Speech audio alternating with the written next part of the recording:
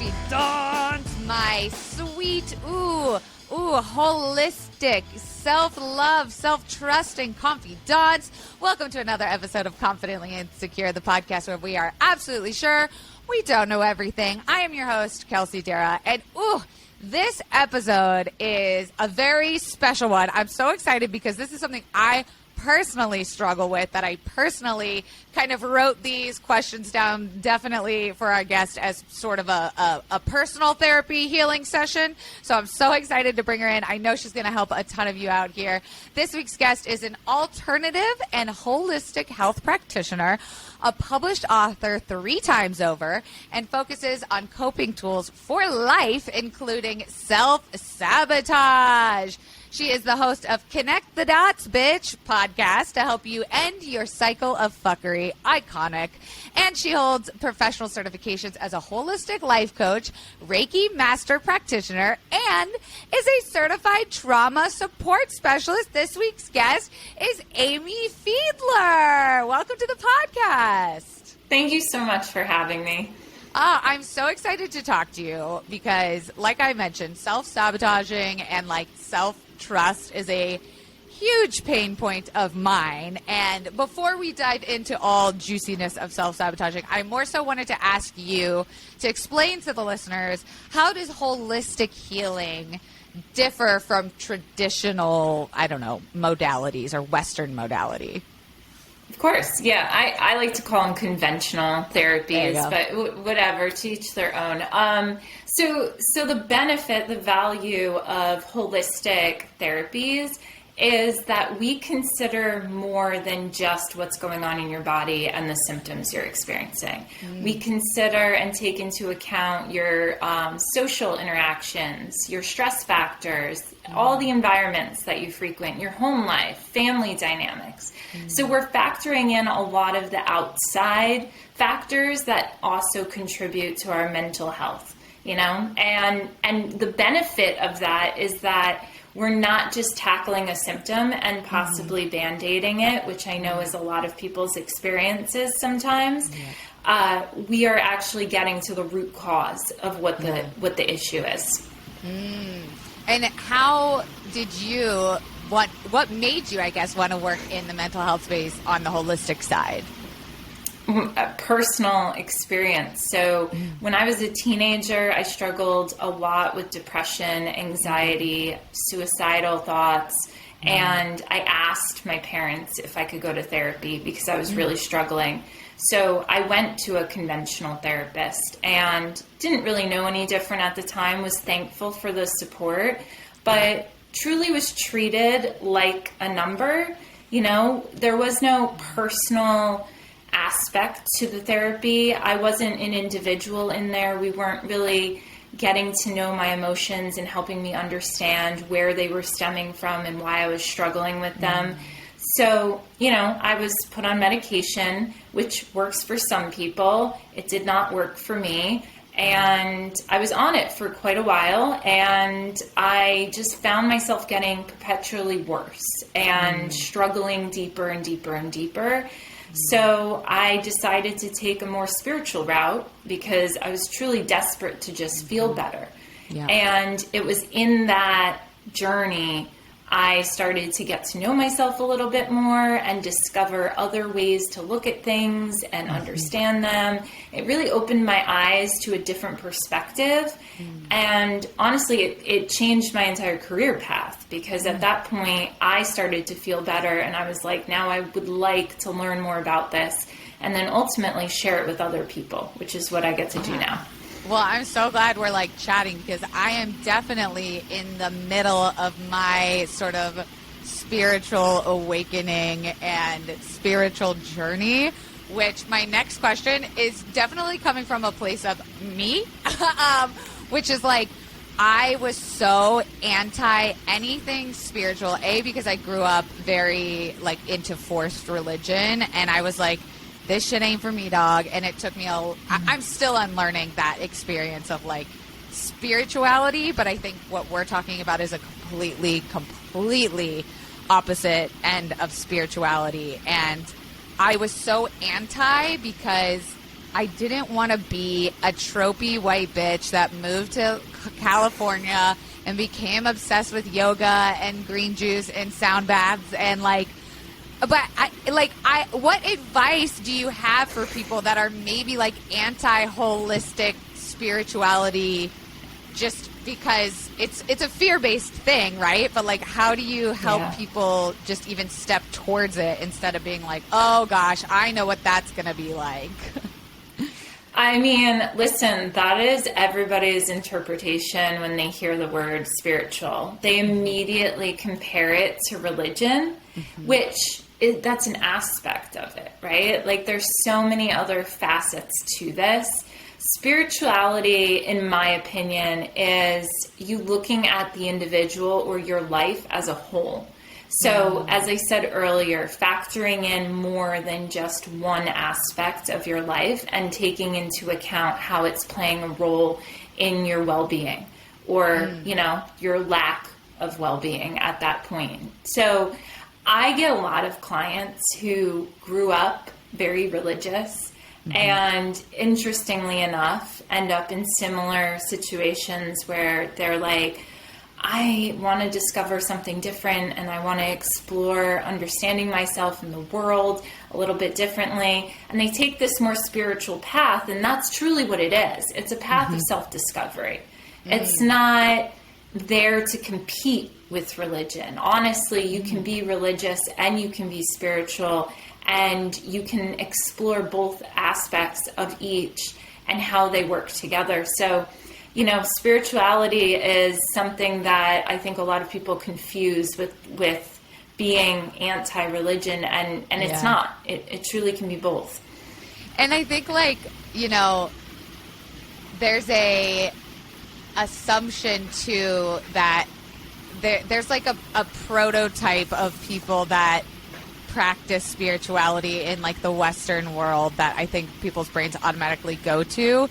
But not recognizing, I think, a huge point you just made of, like, all that this is, no matter what you call it, is treating, like, the mind-body experience as a whole instead of what Western medicine and mental health looks like, which is symptom, medication, not very individualized, lots of grouping a lot of people under one label. Like, I do think that's a big point to make, that that's all that it is. It's like in a fully embodied sense of a person rather than one or the other. Which is a fuller life experience. and that's the thing. It's like, that's a good thing. It's like I'm trying to explore all parts of me, not just look at one aspect of this, and connect deeper with myself, which allows me to then grow deeper relationships and be a better person and treat other people more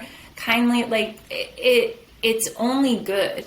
So at the basis of it is just, it's loving yourself. And that's, I mean, to touch on the religious aspect, that's what religion is at the end of the day, right? Like, at least that's the motivating factor to go, is love is the universal language of all religions. So that's what spirituality is as well. Yeah, I want to talk about, now that you've so perfectly brought up self-love, I'd love to go into self-sabotage and rebuilding self-trust. And like I said, ideally, it would be great if I walk away from this as basically like having a therapy session and turning off all my sabotaging tendencies. The confidants definitely know, and I say this all the time, that I have a very cunty inner voice. My inner monologue is like on its transformative path. I definitely don't want to discredit all the growth I have given, but like, it felt like my default mode network was cunt on the inside. So just at the very like basic starting point, what is self-sabotaging? Self-sabotage, if I were to give it to you like just as blunt as I could, self-sabotage is our way of pushing back on what we actually want, right? Like, so keeping love away from us even though we want it. And it's usually coming from a fear or a feeling that we are not worthy or deserving of what we want. Like I've been in my past, I've been in traumatizing, abusive relationships, and now I'm in an incredibly healthy one, and I've had to face my own self-sabotaging patterns time and time again, where it's like I'm wanting love and I'm wanting attention, but my behavior is exhibiting the exact opposite. It's sending him the message that, like, I want him away from me, when really I just grew up in an environment where there was like a push and pull on love. So when I shove you away, I truly want you near me. And he takes it at face value because he's incredibly healthy. And I'm like, I grew up with a very cracked foundation. So no. Yeah. We didn't speak that language in my house. It was scream, yell, push, pull.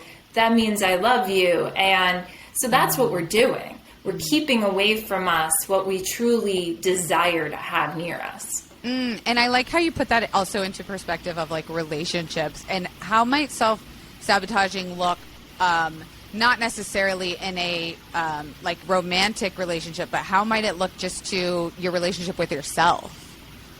Oh man, I mean, as simple as telling yourself that I don't want to feel anxious every day, but not following through on the actions that you could take that are allowing you to feel more calm and at peace.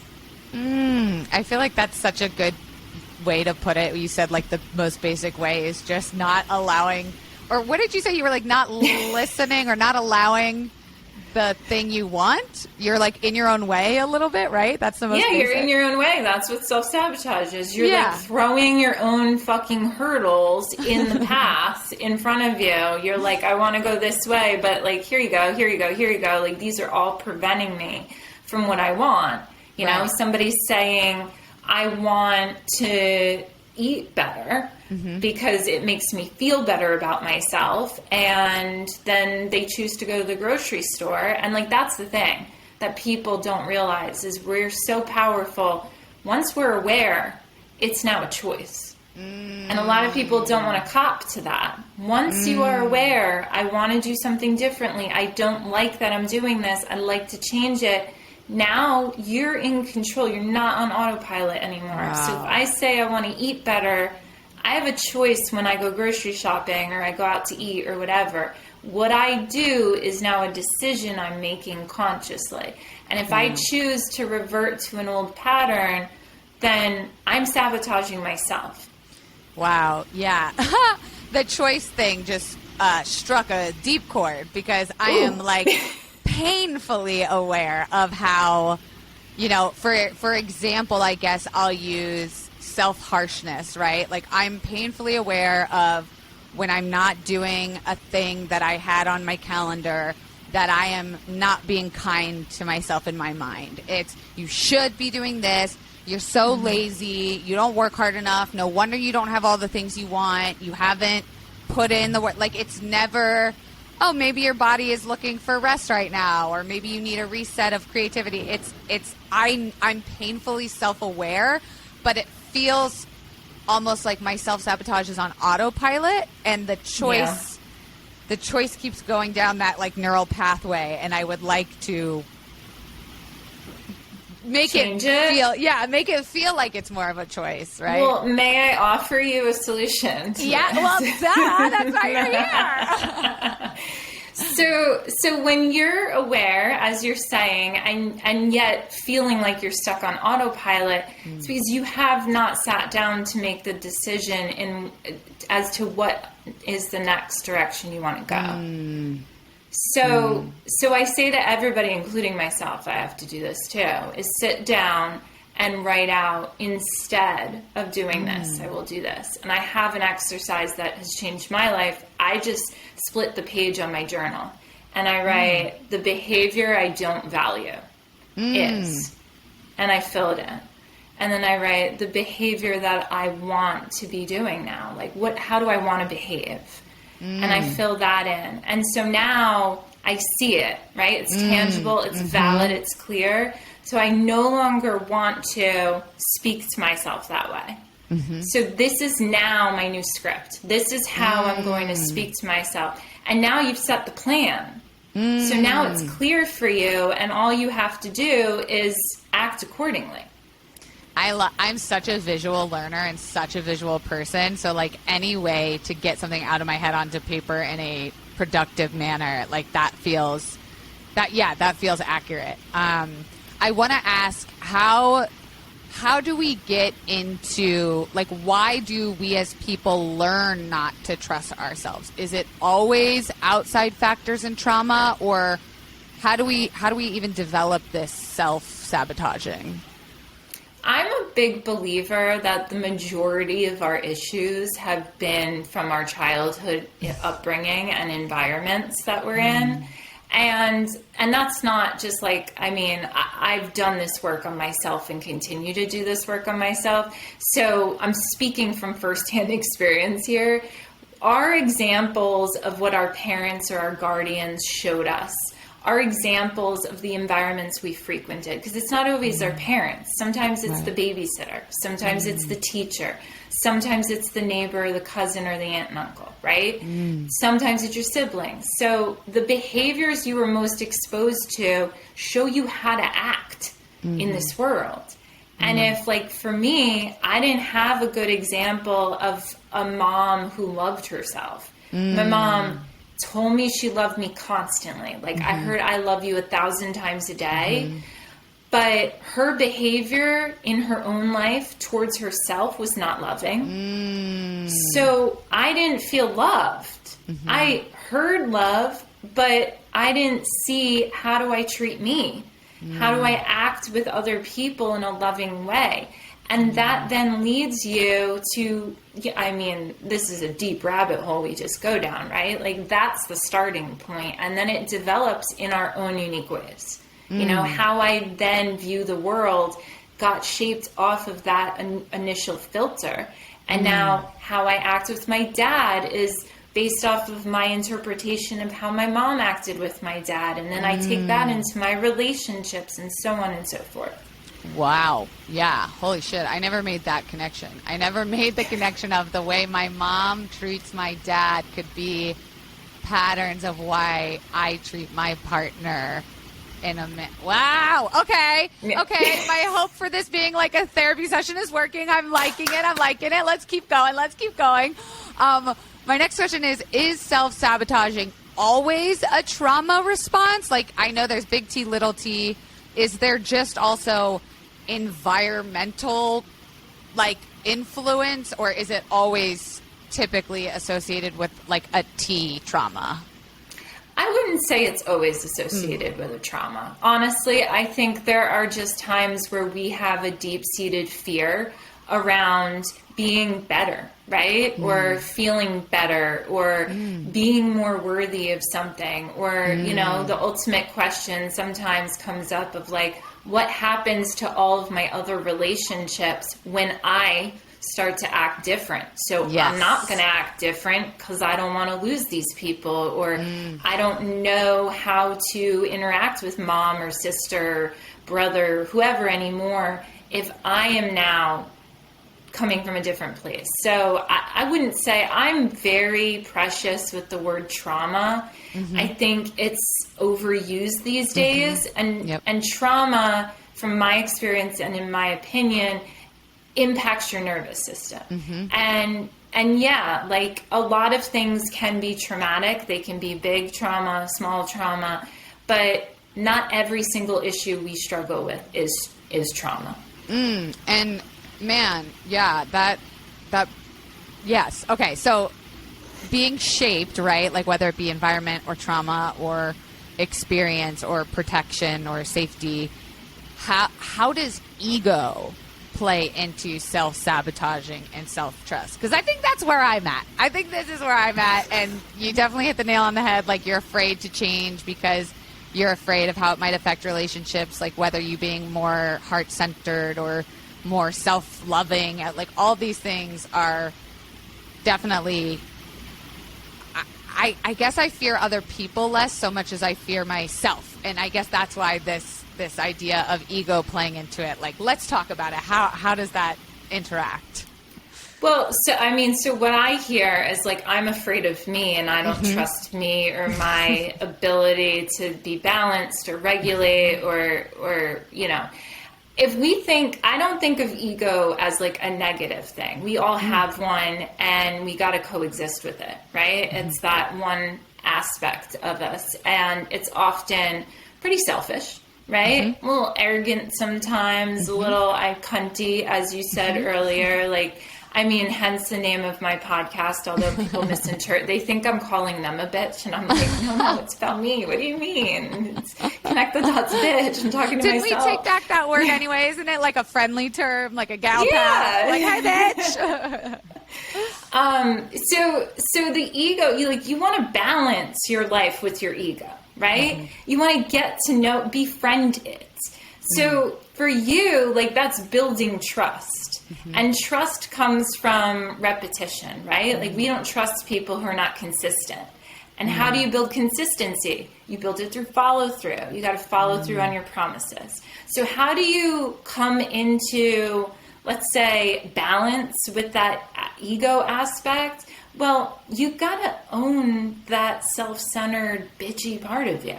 Yeah. Like, I'm infamous for being like, if somebody calls me a bitch, I'll be like, well, I'm not being one right now, but I can be. Like, I know my triggers. I know my gauge. I know how I behave, right? Yeah. So that's that inner knowingness, and that's that confidence of like, I know how I behave when I'm not being bitchy, and I know how I behave when I'm being a self-centered little cunt. Yes. And right now I'm not being one, so that's not mine. That's yours to deal with. That is big. The what's mine and what's yours also. Yeah, you touched on something there with, like, I think I'm afraid that the positives about me are things that come from that cunty voice, right? Like, in comedy, right? Like, the most miserable people I know are comedians, or like the most traumatic people I know are comedians, because we have this way of speaking that's jokey, or like, how do we make the laugh first? And I fear that if I become too balanced, that I'd lose my sort of edge or even my determination, like, that makes me successful. And how can we navigate the idea that being balanced doesn't mean you become like spiceless? Yeah, you're not going to lose you. That's the thing, right? Like, they're both you. They're both aspects of you. What you're trying to do, and I think this is just a good reframe to have, what you're trying to do is feel at ease with that aspect of yourself and be confident in expressing it in a healthy way.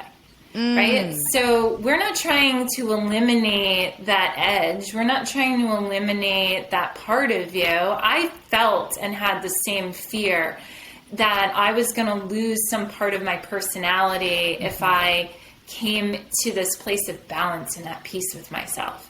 And what I had to learn was that, like, no. Like, she's always in me, and I could let her out at any time. Like, I'll unleash her if I want to. But I'm just regulating her differently these days. And I'm not abusing her presence. And I think that's the key, right? Like, comedians, I love comedy. And I feel like comedy is the best coping mechanism for some of the deepest, darkest shit that people go through. Yeah. And it's such a creative outlet for it. And that's the thing. If you can get to a place with yourself where you're like, I can let out this edge, I can be honest and vulnerable, and I can feel safe and trusting of myself, that I'm not misusing it anymore in an abusive way or a manipulative way, then you've got it, right? Now you've balanced those scales. Dang. Okay, so there's another part of this that is, when we are dealing with mental illness or mental struggle, like anxiety or depression or even mood disorder, or, something that could even be more extreme, like hypomania or psychosis. it can be really strugglesome to know what's your voice and what is your mental health speaking to you in a negative way. Or even like, is that the trauma talking, right? Like, oh, I see you're trying to protect yourself, but like you're actually hurting yourself. How do we parse that out, especially when it comes to people who have been diagnosed and said, you know, you have this thing that needs a chemical medication, or, you know, you can live without the medication, but it won't be as easy. It'll be really hard. Well, but that's the thing, right? I mean, I think there's a couple aspects to address in there. One is that it's very easy to believe somebody else's voice over our own, right? So when we go to a doctor or something, we tend to elevate them because they have knowledge in things that we don't have knowledge in. And so we take their voice as the voice on us. And that's where like self-advocacy comes in. We have to be able to recognize, okay, wait, like I know myself too. And I know how this makes me feel, and I know how this doesn't make me feel. And then the other aspect of that is like the key component in really being able to identify what voice belongs to you is starting a daily practice of mindfulness. And mindfulness is really at the foundational level of holistic modalities. You have to pause. You have to sit with the discomfort. You have to feel through the discomfort and not react to it. And when you do that, it starts to clear out the clutter that's in your mind. But another practice to add on top of that is once you start meditation or yoga, like I love doing restorative yoga regularly because I've had an overactive nervous system. So it's like, chill me out every fucking day because everything else amps me up. Yes. It's good. It's gold. Yeah. And so, you know, in that practice, like, I mean, they're telling you focus on your breath. But I like to look at it from the aspect of like, that's just a different way to articulate sitting with the discomfort. Yes. Yeah. And I mean, listen, like you could put this into any area of life. You go to church and sometimes you sit in prayer, right? And a lot of people are in pain when they do that. And you're sitting in the discomfort. It's just, who are you listening to and who are you talking to that's providing you some level of relief in return? For yoga, it's your breath. For meditation, it's you. It's you versus you. You sitting there, witnessing the thoughts, witnessing the feelings, and not trying to fix them. So the key answer from my experience and from my way of doing this work with people is to start a practice of mindfulness. And however that looks, you don't have to meditate. A lot of people hate meditation. But you can do a walking meditation. You can walk outside in nature and listen to the freaking birds, and the birds are that, aspect. Right. Focus on their chirps. Yeah. Yeah, I got really into yoga during the pandemic, and it has now become a non-negotiable for me. And if I, have to travel or take an early flight or something and I don't get to get it in, I can fucking tell, like, everything about me. Yeah, you're like, I literally say, and my partner is very into breath work and meditation and like Vipassana, like very intense. And I compare myself to him because I think he's also on his own spiritual journey. And I think, and maybe this is something you can help me out with too, is that I'm very judgmental of anyone who thinks also that they're better or like more along in their spiritual journey than other people.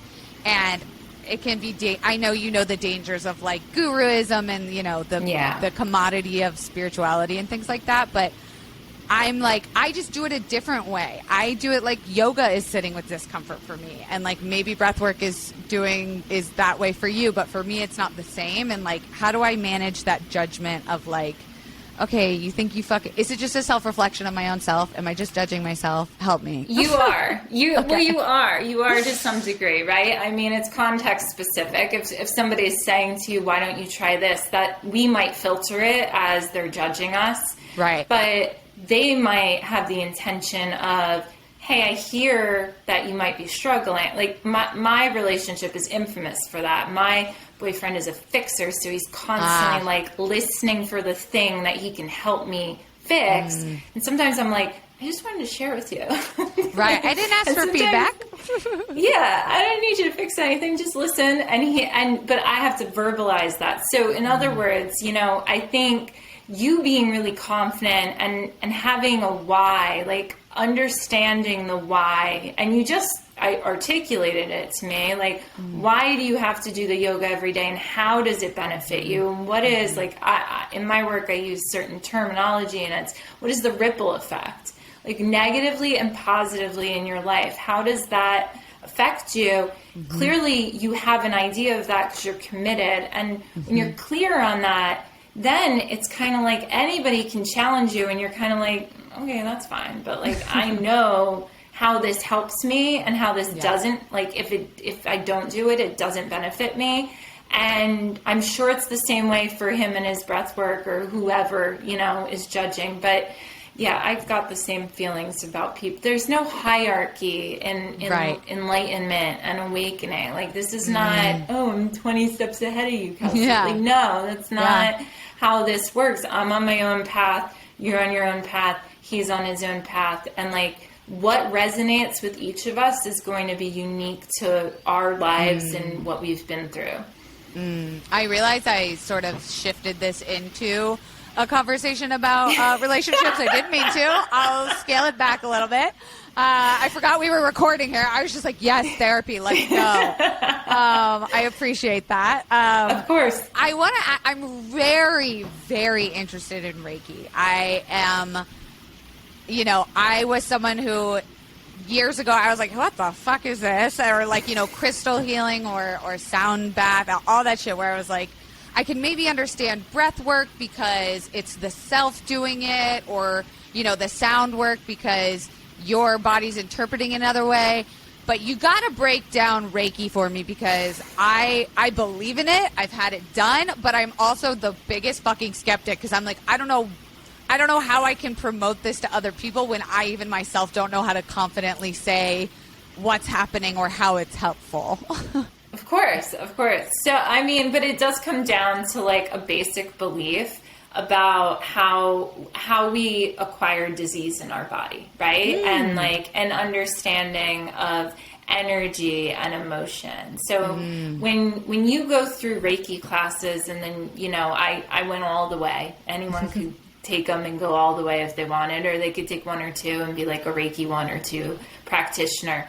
I have to be a channel for universal energy, right? So whatever word you ascribe to it, whether it's God or the universe or whatever, right? Yeah. I'm the channel for it. So it's really like, it's not me. I'm not magical, mystical. I'm not, like, you know, doing something weird to you. I am channeling healing energy and just being a conduit for it. And then what I'm doing is I'm tuning in to your body and your body's needs, and your body's communicating with me. So when you go through these Reiki classes, what you realize is, like, how freaking sensitive you are. And my mom and I actually did Reiki 1 and 2 together. And then she was like, I'm done. I'm not doing it anymore. And I was like, peace, I'll keep going. But, you know, and she worked in the operating room at the hospital. So she wanted to do it because she was putting patients to sleep every day. Wow. And she was like, well, this is a cool aspect. Like, I can add this, you know? Yeah. But you feel it, you know? Like, it's kind of like rubbing your hands together and feeling the heat, right? Yeah. It's science, and I'm not a scientist, but it's science. So you feel the energy when you're around people. You hear people talk. I feel energy from people. If you liken energy to emotion, that's what you're fucking feeling, right? So I'm just extra sensitive when I am doing Reiki to pick up on the disturbances going on in your body. And then basically I have the ability to move them around and help clear out your energy so that everything is flowing in a positive way. Now, the benefit of that is that when you get everything flowing in a positive way, then it can do what it's supposed to do. And your body knows what to do to heal itself. Your body knows how to restore itself and all of that. But if you don't continue to take action on yourself, and this is important because this is what a lot of people don't realize about doing things like Reiki or even like massage therapy and things like that, you have to continue to work on you and the things you struggle with. Because if you don't, like if I open your heart chakra, fabulous. But if you leave and you keep telling yourself the same shit you always tell yourself, you can close that shit right back up. Right. And then you're going to have to come back to me and I'm going to do it again. And then you're going to close it. And it's just a waste of time, right? So the goal is it's a modality that supports you and your inner work. Yes. And I think like people, listeners out there should, I mean, this is something that I'm writing in my next book a lot about with chronic pain is actually how much more the science is showing the mind's power over our body in creating pain. And so there are doctors like, you know, Alan Gordon or Joe Dispenza that actually show, you know, the most classic example is like that structurally DNA can be seen to change when someone is having a more positive life experience. And it was like people just, it sounds fucking crazy, but then when you do the work and the research and you listen to the stuff that's been happening in the medical field, more and more people are starting to realize like, well, it makes perfect fucking sense. Literally everything is an experience from our brain. Everything. Yeah. Even if we feel pain in the bottom of our foot, that's coming from your brain at the end of the day. You know, like even if it's a nail in your foot that you can see, that still has to go through your brain in order to process to experience pain, right? Like, it does just seem so fucking obvious when you put it that way. But it helps me. It helps me go like, oh yeah, the energy you're talking about, you know, it sounds so ethereal. Like what energy? Is there just like waves going through my body? Like I'm a visual person, right? But it helps to understand that, you know, the Body Keeps Score, all these books that talk about experience does stay in your body and manifest as whether it be energy or pain or sickness or anxiety. Like that's fucking real. Whether you believe it or not. Outlet. It needs an outlet. And that's I mean, as simple as I can put it, if you don't process your emotions, if you don't have an outlet for them, then they stay in here. And they're not meant to stay in here because they move, right? And so, like, I could be angry an hour ago. I could be happy right now. Like, that's how emotions flow. So if I keep them in me, tuck them away, don't want to address them, the elephant's in the room, and I'm like, I don't want to look at it, then they've got to present themselves and they need to be seen and heard. And when I tell people that, I'm like, your emotions just need to be seen and heard. So I don't care whether it's a piece of paper, if you, I tell clients, text message yourself, because what it does is like, you send yourself a text message and you had an outlet, and then you receive the same message that you just sent. And it's like, oh, whoa, wait a minute. And then you read it a little bit differently, and it validates something for you. And it's got this aspect to it that's really, really validating. But if you can find a method that works for you, that is how you promote your own health and total well-being. Is like, just express yourself. Get it out of your body, because if you don't, then those symptoms, those headaches, the restless leg syndrome, that anxiety, those panic, like that's all those things that you just tucked away that are like, help me, like I want space. I love the idea of texting myself back and forth next time I'm like on the couch and decide to like not do my editing or something. I'm going to text myself and be like, oh, you dumb bitch, not editing. And then I'm going to respond to myself like, whoa, hey, yo, hot out the gate. Calm down. We're watching a good TV show. We're getting rest. I mean, honestly, for you, it may actually benefit the self-talk a whole lot more to do that reason. Just to, like you said, to see it, I'm going to interpret it a different way. Because even sometimes I'll read back text messages after like getting in a fight or whatever. And like, I'll be like, damn, that does read different than how I was feeling, right? And feelings are temporary, which we all know. I want to talk about one of your books, Ask Yourself, is 126 thought-provoking questions to shift your emotional experience in this world. So I want to know, what are your favorite questions to ask yourself when we're talking about something like self-sabotage or self-trust? Well, I mean, my favorite question to ask myself, and I mean, this could go across any kind of like topic we're covering, is whose voice is that? And that allows me to really step back, especially if you grew up like in a codependent environment and you struggle with maybe not being authentic at times because you're people pleasing or you're scared or you've been traumatized. Asking myself whose voice is that allows me to kind of step back and go, wait a minute, was that somebody telling me something and I am just on autopilot, like we talked about earlier, behaving accordingly? Or is this actually like Amy's thoughts and Amy's opinions and who Amy really wants to be in this moment? So that's a really great one to use kind of across the board. But self-sabotaging, you know, pausing and asking yourself, is this who I want to be?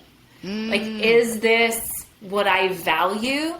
Is this the behavior that I value? And I know this one sounds pretty obvious, but I don't think we think about it in the moment. And that's, you know, do I like being treated this way? Because the truth is that, you know, what we let out towards other people isn't always how we're treating ourselves. Sometimes we're nicer to others and we're an asshole to us. Yes. Right? me, call me out, drag me. Yes. So, hint, hint. So sometimes if we just step back from ourselves and witness and go, is this how I like being treated? Is this who I want to be? Is this behavior that I value and respect? It brings into perspective what we're doing in that moment. Because like you said, a lot of times we are acting on autopilot and we don't know how much of a dick we look like until 24 hours later. I mean, and then we're like, oh shit, what did I say? Like, right. Right. Okay. And like that's it's very real in the moment. Right. And it gets more complicated when you add, like, that's even just with yourself. And then it gets more complicated when you add a partner or, you know, a love interest, because the way they interpret something might be different than the way you're interpreting. But I think what you nailed is like, do I value being treated this way? Or, you know, do I want to be treated this way? Either way, like in a partnership or as self, is super valuable. You know, that's like that's a really good, just like core question about anything emotional, I feel. Yeah, it is. Well, Amy, I can't believe how quickly the time has flown by with you. Will you tell us what the other two books you have written are so that we can check them out, and definitely we'll link them below? Absolutely. So the first book I ever wrote was called 365 Little Blasts of Love, and it's 365 affirmations. So what I always tell people to do, and it says it in the intro to the book, is put your hand on top of the book and ask the book what you need that day. I need that. I'm going to order it right now. And then usually, I mean, the feedback I always get from everybody is like, oh my God, it worked. That was exactly what I was needing. That was the message. And it's just a good book to turn to, you know, on the daily, to have something to set an intention with, something to affirm something or validate it for you. And then the other book I wrote is From Limited to Limitless. And that is actually, it's for download with an online course online. Oh, amazing. So, yeah, not on Amazon, but it is available. And it explains a little bit of what we were talking about regarding religion and spirituality. It gives a different perspective as to aspects of religion that, you know, a lot of people struggle with, that we can kind of connect to spirituality and reframe and look at differently. Wow. Okay. I love that. And you mentioned it's available on download. Can you tell us where to find you and your work? Of course. Yeah. So that is available amongst my other products and services on my website, which is amyfiedler.com. Or you can come follow me on Instagram. That's where I'm at most, at Amy the Life Coach. Ooh, Amy, this has been exactly what I was hoping for. I was hoping to walk in and leave with a lot. And I feel like I did. I hope the confidants did too. And definitely, confidants, follow those links below. Check out Amy and her work. Thank you, Amy, so much for being here. I appreciate you. Thank you. All right, confidants, we will see you next week. Don't forget to subscribe, like, and comment down below. Don't forget to rate this 5 stars. And if you're not going to give it 5, don't give it anything because I'm very sensitive. And we will see you next week.